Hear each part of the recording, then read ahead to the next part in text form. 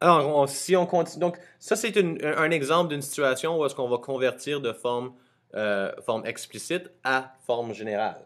On va en faire un autre exemple. Cette fois-ci, je vais prendre les exemples du manuel. Alors, on va faire exemple 1 du livre. Ça, c'était à la page 379. Alors, encore, on va aller de explicite, forme explicite, à forme générale. Et en A, on nous demande de transformer y est égal à moins 2 sur 3 x plus 4. Alors, dans l'exemple d'avant, on avait strictement des valeurs qui étaient des entiers, alors on n'avait pas besoin de se stresser avec les fractions. Puis tout ce qu'on a fait, c'est qu'on a pris tous les termes, on les a mis de un côté, égal à 0.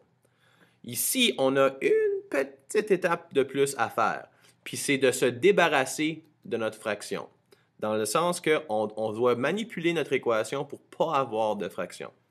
Alors, tout ce qu'on a à faire, excusez, tout ce qu'on a à faire, c'est de multiplier chaque terme, chaque côté de l'équation, par un nombre qui est par le dénominateur commun. Maintenant, ici, il y a juste un dénominateur, 3. Alors, c'est relativement facile. On doit multiplier chaque terme par 3. Donc, si on fait y fois 3, moins 2 sur 3x fois 3, puis 4 fois 3. Je vais vous montrer qu'est-ce qui arrive puis pourquoi qu'on le fait. Alors, y fois 3, ça va donner 3y qui est égal à moins 2 sur 3 fois 3. Eh bien, ce qui va arriver, puis là, ici, je vais vous le détailler, là. Moins 2 fois 3 sur 3 x. Je vais le laisser comme ça juste pour un moment. Plus 4 fois 3, 12. Maintenant, la raison pour laquelle on a multiplié par 3, c'était pour se débarrasser du dénominateur. Alors, on a multiplié par 3. Maintenant, c'est quoi 3 divisé par 3? Bonne réponse. 3 divisé par 3, ça donne 1. Donc, en multipliant par 3, on peut éliminer le 3 qui est au dénominateur. Et tout ce qui nous reste, c'est moins 2 fois x. Donc, si je réécris, 3y est égal à moins 2 fois 1, mais je n'ai pas besoin de l'écrire, x plus 12. Et maintenant, on n'a plus de fraction, alors on peut continuer notre travail d'écrire l'équation en forme générale. On va prendre tous nos termes, les mettre de l'autre côté. Alors, on peut faire plus 2x plus 2x. Ça va éliminer ici. Alors, 2x plus 3y est égal à 12. Après ça, je fais moins 12 pour enlever 12. Moins 12.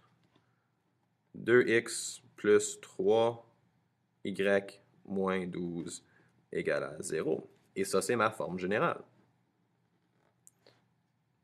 Puis juste pour le fun, puis encore, c'est pas nécessaire, je veux juste vous montrer qu'est-ce que la forme générale veut dire. Donc, si ça, c'est notre forme générale, A est égal à 2, B est égal à 3, C est égal à moins 12. Donc, dans notre forme générale, A, B et C sont simplement des chiffres dans notre équation. L'exemple B, même chose, un petit peu différent. Ici, on a notre forme pente-point. Y moins 1 est égal à 3 sur 5 fois x plus 2. Alors ici, le but, c'est de transformer notre forme pente-point en forme générale, mais encore une fois, on a une fraction. Alors, on va se débarrasser, de la même façon que ici, on s'est débarrassé du 3 au dénominateur en multipliant par 3.